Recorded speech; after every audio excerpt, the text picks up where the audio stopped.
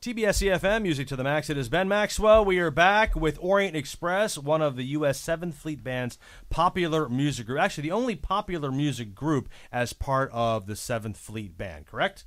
Correct. Okay, excellent. So we were talking before the break about the power of music and the different places you guys go and how it's all been related and you can kind of find commonality. Bruce, you were saying there's a commonality in music. So the places that you've been and everything that's come before, how are you finding Korea? Or how did you find Korea this past week? Give me your impressions, if you can, of the appearances that you did and kind of the vibe you got.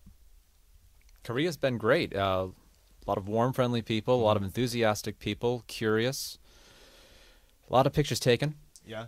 Okay, a lot of selfie sticks being used, maybe. Lots of selfie sticks. Yeah, it got started somewhere else, but it really when it became a huge caught thing. On. Yeah, caught on. Now, you guys have a really tight schedule there for this past week, right? Mm-hmm. So how many gigs did you play in let's say on Monday? Well, we had three venues. Three venues that day, and then you just banged it out, and then Tuesday.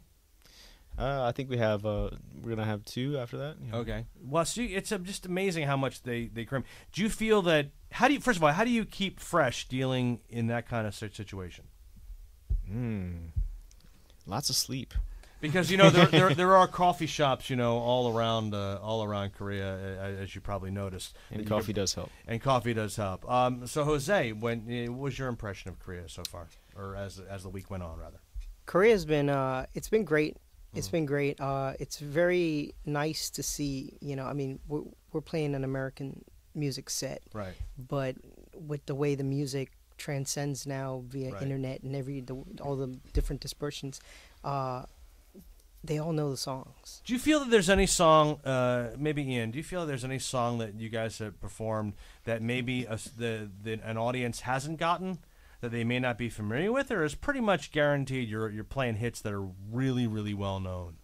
Well, we have the super hits like "Let It Be" by the Beatles, and everybody loves that. Right. But then there's some other tunes that we do that are more kind of traditional American tunes. Okay. But people still get up and dance. Right. They love it. So. Now, the next song you're going to do, and I'll direct this to you, Mark, because I understand you're going to sing this song. I had a pleasure to see John Legend live and in concert. Do you think that John Legend's music this is pre-Selma. You're going to do All of Me. So Selma, I think, might have been one of the ones that just catapulted him into the stratosphere. But do you ever find it intimidating to sing any songs that other artists have done?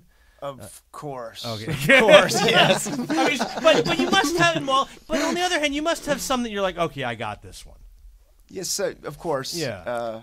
Most often, it's more of a physical thing. Can I physically get through it? It's often not about the emotional words or what the story behind it. Often, it's much more physical. Give me an example of a song that, not necessarily All of Me, but give me an example of a song that might be very easy, and you have a jazz background, right? So was there obviously the more jazzy stuff kind of suits you better physically? Of course.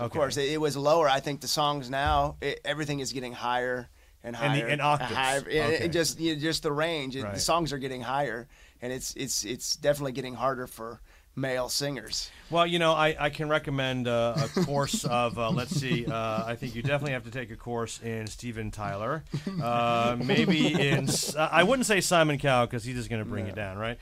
Maybe some Nicki Minaj if you throw her in there. And I know we're going to get to a Jessie J song, so I'm looking forward to that. But let's get into the John Legend track. It is All of Me, right here on tbs eFM, Orient Express.